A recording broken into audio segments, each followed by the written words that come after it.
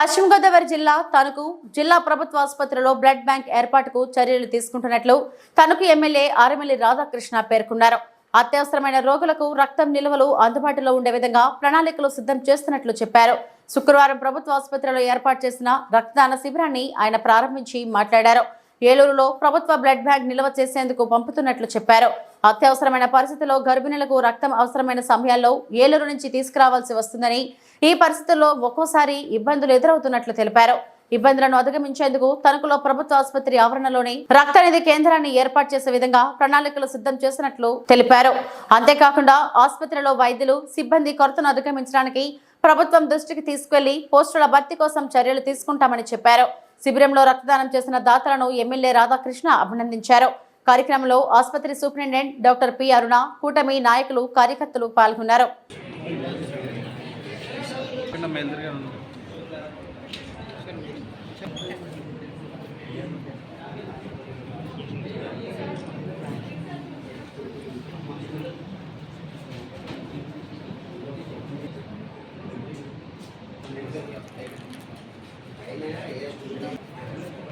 హాస్పిటల్లో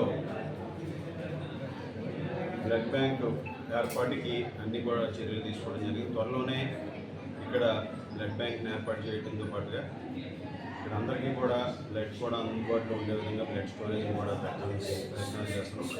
ఇప్పుడు ఈరోజు మనకు డిస్ట్రిక్ట్ హాస్పిటల్లో బ్లడ్ డొనేషన్ క్యాంప్ నిర్వహించి ఏలూరులో ఉన్నటువంటి మదర్ బ్లడ్ బ్యాంక్లో స్టోరేజ్ కోసం ఈరోజు దాతలందరూ కూడా పెద్ద ఎత్తున వచ్చి వారు రక్తదానం చేయడం చాలా సంతోషం. వారందరికీ కూడా అభినందన తెలియజేసుకుంటున్నాను. ఎందుకంటే ముఖ్యంగా ఈరోజు గర్భిణీ స్త్రీలు ఎవరైతే ఉన్నారో వారికి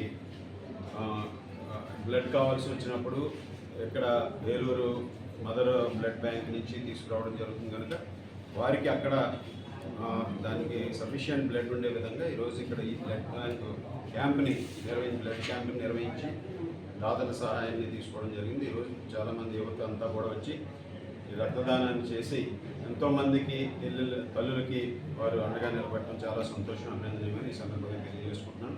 అదేవిధంగా రాబోయే రోజుల్లో తణుకు జిల్లా హాస్పిటల్లో మౌలిక సదుపాయాల కల్పనకు పెద్దపీట వేసి ఇక్కడ కావాల్సినటువంటి సౌకర్యాలను, అదేవిధంగా ఇక్కడ ఏదైతే స్టాఫ్ షార్టేజ్ ఉందో దాన్ని కూడా ప్రభుత్వం దృష్టికి తీసుకెళ్తున్నాం. అవన్నీ కూడా చేసే విధంగా కూడా చర్యలు తీసుకుంటున్నామని ఈ సందర్భంగా తెలియజేసుకుంటూ ఈరోజు ఈ కార్యక్రమంలో పాల్గొన్నటువంటి సూపరింటెండెంట్ గారు, అదేవిధంగా హాస్పిటల్ డెవలప్మెంట్ కమిటీ మెంబర్స్, అలాగే తెలుగుదేశం, జనసేన, బీజేపీ కూటమి నాయకులందరికీ కూడా ధన్యవాదాలు తెలియజేస్తాను.